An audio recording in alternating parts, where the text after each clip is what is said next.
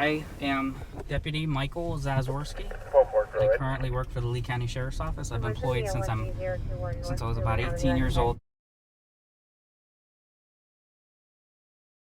My ultimate goal was to become a law enforcement officer, so I had to keep my nose clean. When I turned 19, I was able to go to corrections, and I had a field training, corrections field training I had to go through. I spent 3 years in there, and I started to go to Edison while I was in corrections with the ultimate goal of coming out here.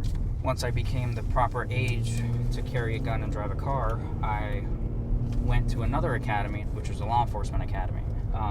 Upon completion of that, you come out here and you have another FTO program where you have to go, and it's about 3 to 4 months on the road, all the while still trying to go to college and have a regular life. I have just one 4-year-old. Her name's Abigail Maria. She starts school this year. She'll be going to kindergarten, and I just found out my wife is pregnant.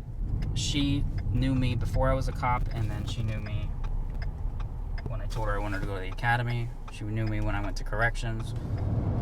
She knows the environment. She knows the people. A lot of our friends are mutual friends. When Abigail was born, her water broke. There was 2 cops in the room. That day Abigail was born, it was a Friday. They held roll call in the parking lot to walk us in. So the cop, those guys and girls are a huge part of my life. This job can take over your life in a heartbeat.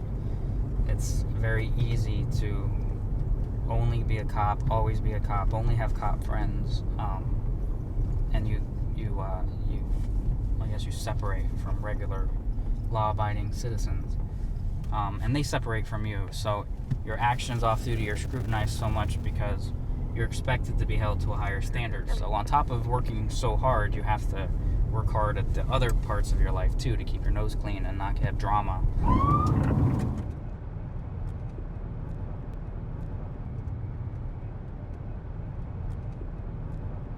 A lot of the charges, for instance, for prostitution, they're misdemeanors. So even if we get a good charge on a girl, they're in jail for a month, if that. Usually they go in jail for a couple days, see the judge. The judge is sick of seeing them, so they kick them out. And they're right back here on the street. How old are you? I'm 49. Where were you born? I'm nervous right now. Belleville, Illinois. Are you married? No. What do you do for a living? I do housekeeping. Whose house do you keep? Other people's. Other people's? Yeah. People around? Yeah. Have you ever had any substance abuse problems? All my life. What kind? I've had crack and opiates, alcohol. Have you ever been involved in prostitution? Oh, yeah. Did you have to do that to support your lifestyle? Why Yes, did you I turn did. to prostitution? Yes. How long did you do that? For about 20 years, off and on. Yes. And when did you stop? I stopped a couple of years ago. I can't stand that. Really? Oh, God. Just totally stopped? I can't. Well, no, not totally. Once in a great while. Yeah. Sometimes. Once in a I great think while. I arrested you a little bit ago. No, you haven't. Sure. When you go through the academy, they prepare you for all kinds of stuff, but they don't prepare you for the stress on this side. People think when you go into law enforcement, you're going to see really bad things, and you will. You'll see murders, you'll see horrible stories involving kids, but you come into this line of work and you expect to see those things on the other side. You expect to get phone calls where really bad things have happened and you're sent in to go take care of it. The hardest thing I've ever had to deal with is suicide on our side, is when a cop falters or has something bad go in their life.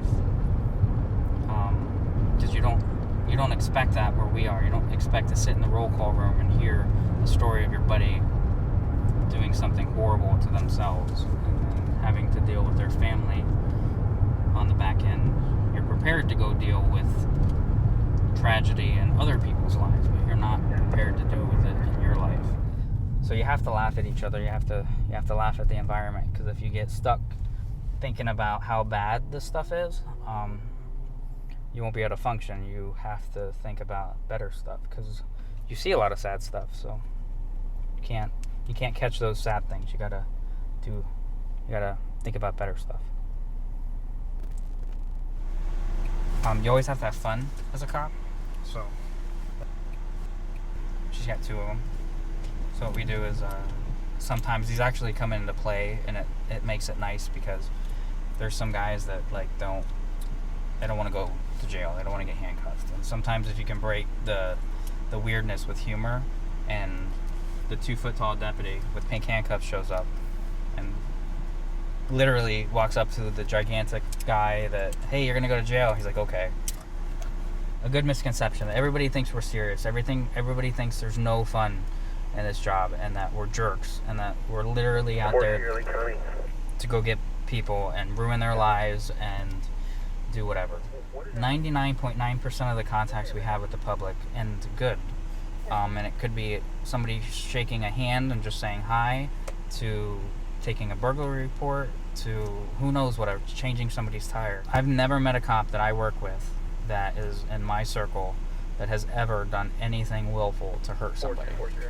Law enforcement is very unique in that we have to be prepared to do violence quickly. We train to chase people, we train to shoot people, we train to take people down, but we don't train to take good people down. We train to take bad people down. We have to be sometimes just as violent as those bad guys, but we have a completely different mindset. I'm not out there to hurt anybody innocent. I'm out there to protect innocent people, and to protect innocent people, sometimes we have to do very violent things. Cops are like everybody else. You know, I just have a career. I have a family. I have a 4-year-old. I have a baby coming, and I have a wife. I'm not any different than anybody else. We don't try to make anything personal. When we have to arrest somebody, it's because that's the job we have. We're imperfect people trying to do a job in an imperfect world. There's an imperfect system, but people demand perfection. So it's difficult on us because we can't make a mistake, you know. We do make a mistake, we're destroyed in the court of public opinion, and it makes our job really difficult, but we try, I guess.